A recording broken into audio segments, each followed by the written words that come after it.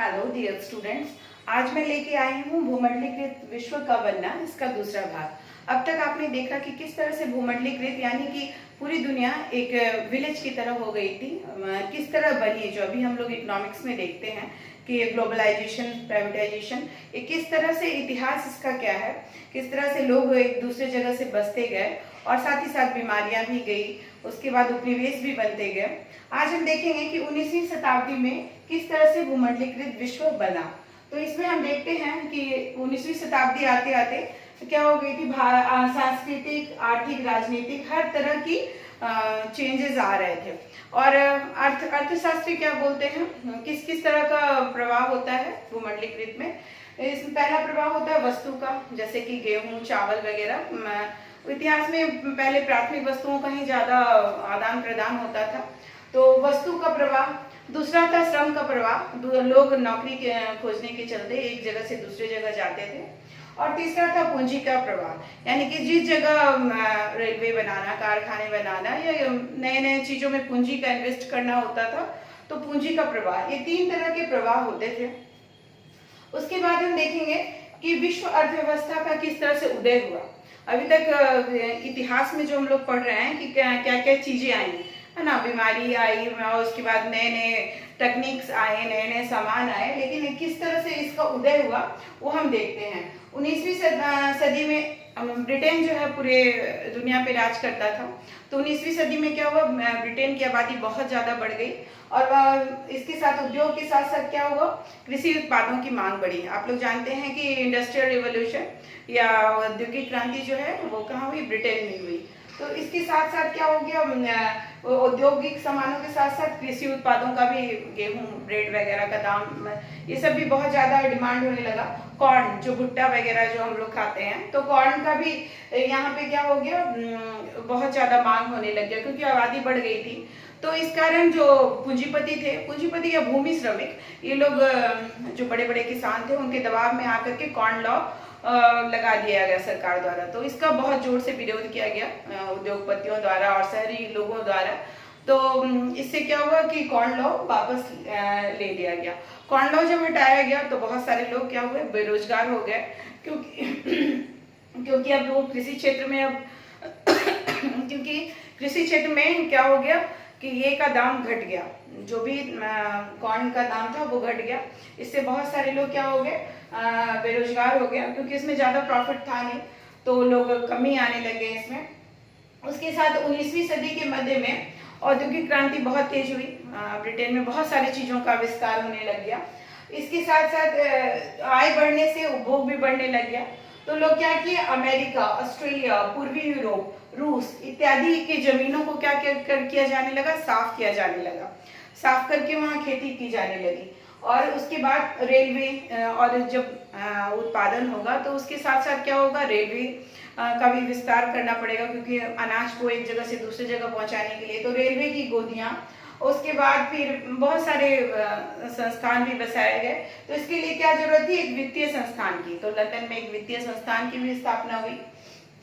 उसके बाद यहाँ पे आप देख सकते हैं 19वीं सदी में यूरोप के लगभग 5 करोड़ लोग अमेरिका, ऑस्ट्रेलिया आदि में जाकर के बस गए। और 1890 तक विश्व में कृषि अर्थव्यवस्था में एशिया, अफ्रीका और कैरेबियाई देश ये सब बहुत ज्यादा ही अग्रणी थे। लेकिन जो आप देख सकते हैं भारत में भी पंजाब में कैनाल कॉलोनी बसाई गई, यानी कि नहरों का विस्तार किया गया। प्लेन जगह है इसलिए काफी वहाँ पे पंच नदियों की मिलन होते हैं, तो वहाँ पे नहरें निकाली गई, तो नहरों का भी विस्तार हुआ। साथ ही साथ आप देख सकते हैं कि 1820 से 1914 के बीच विश्व व्यापार में 25 से 40% तक की वृद्धि हो गई। इतना ज्यादा जब विस्तार किया जाने लगा, रेलवे बनाया जाने लगा, औद्योगिक क्रांति हुई, तो इस तरह से कितना 25 से 40% तक का क्या हो गया, व्यापार में वृद्धि हो गई। और जिसमें 60% जो हिस्सा था प्राथमिक उत्पादों, प्राथमिक उत्पाद क्या क्या है, जो कृषि से आधारित थे, जैसे गेहूं, कपास, कोयला इत्यादि, ये प्राथमिक उत्पाद होते हैं, इनका ज्यादा हिस्सा था। अब हम देखते हैं कि तकनीक की क्या भूमिका होती है। तकनीक, क्योंकि उस समय नई नई टेक्नोलॉजी आ रही थी, तो इसकी क्या भूमिका हुई। इसमें रेलवे के भाप के इंजन आने लगे, उसके जहाज बनने लगे, जहाज रानी यानी कि बड़े बड़े स्टीमर्स पोत आने लग गए। टेलीग्राफ का भी सूचना पहुंचाने के लिए टेलीग्राफ का भी आविष्कार हुआ।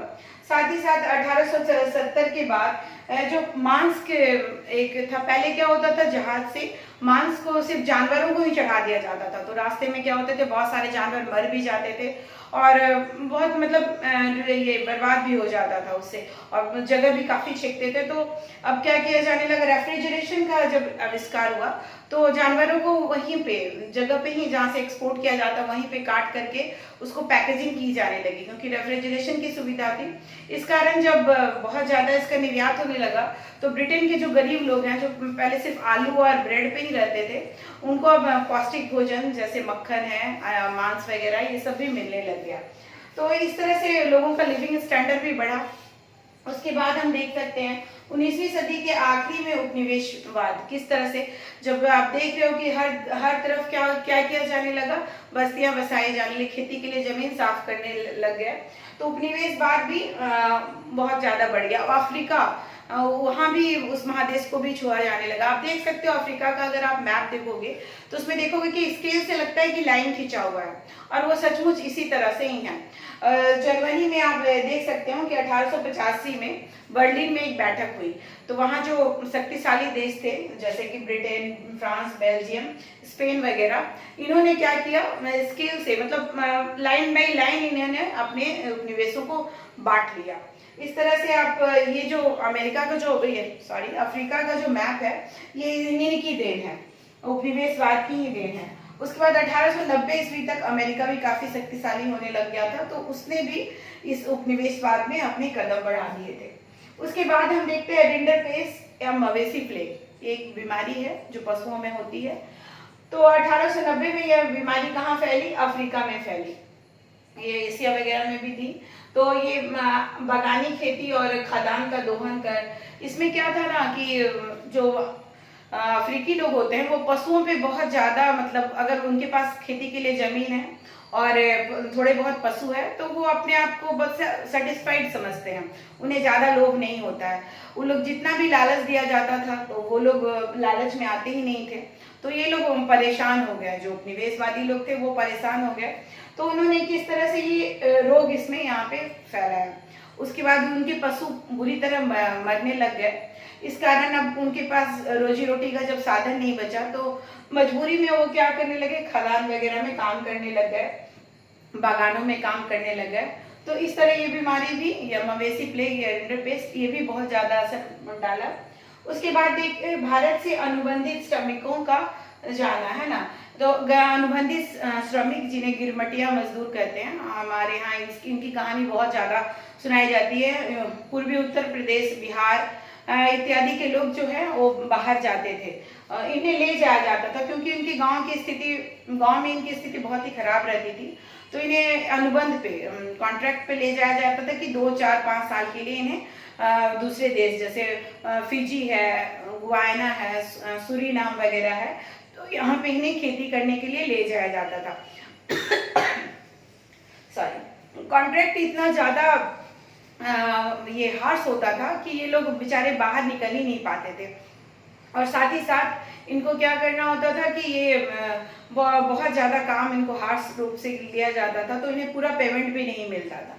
आप इसमें देखिए पूर्वी उत्तर प्रदेश, बिहार, मध्य भारत, उसके बाद तमिलनाडु के ये लोग जो थे कैरेबियाई द्वीप समूह, इसमें कौन कौन है, मॉरिशस है, फिजी है, फ्रेंच गुयाना है, ये सब में यहाँ पे जाके ये लोग खेती करते थे।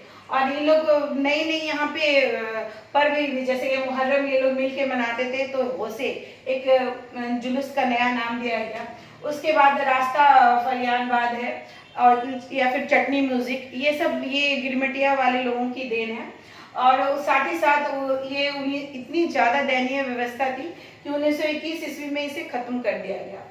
ये वीएस नायपॉल जो गिरिमटिया मजदूर के वंशज है, उन्होंने नोबेल प्राइज जीता, उन्होंने इस पे बहुत अच्छी से एक स्टोरी लिखी है।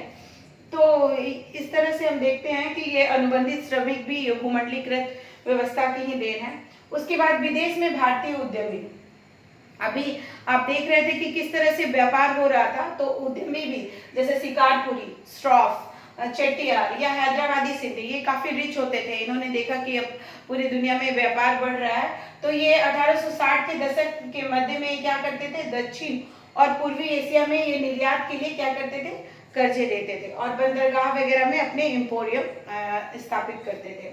उसके बाद देखिए भारतीय व्यापार और उपनिवेशवाद और वैश्विक व्यवस्था, इसमें क्या होती है, इसमें ब्रिटेन जो थे वो आयातित कपड़ों पर क्या करता था, सीमा शुल्क लगा देता था।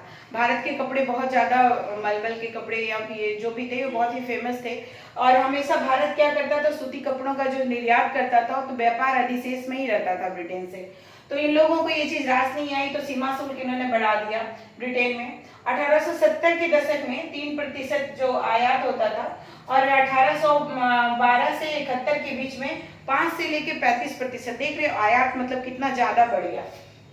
उसके साथ ही 1820 के दशक में इन्होंने क्या किया, चीन भी जो है अफीम के का निर्यात इसको भी करने लग गया और भारत के साथ आप भी बताया कि हमेशा व्यापार अधिशेष यानी कि हमेशा फायदे में भारत रहता था और इसके जो फायदे होते थे तो उसको होम चार्जेस में ये लोग खर्च कर देते थे ब्रिटिश लोग। होम चार्जेस मतलब जो भी ब्रिटेनी व्यापारी या फिर ऑफिसर्स वगैरह जो यहाँ पे इंडिया में सेवा करते थे उनकी पेंशन या फिर उनके खर्चे जो भी होते थे रिटायरमेंट के बाद उससे रूप में दे दिया जाता था, यानी कि वो रिटायरमेंट के बाद तो ब्रिटेन चले ही जाते थे। इस तरह से ये सारे पैसे इस रूप में भी कहाँ चले जाते थे, ब्रिटेन में चले जाते थे। इस तरह से देखते हैं कि भूमंडलीकृत विश्व किस तरह से लोगों के जीवन में प्रभाव डाला। अगला हम देखेंगे।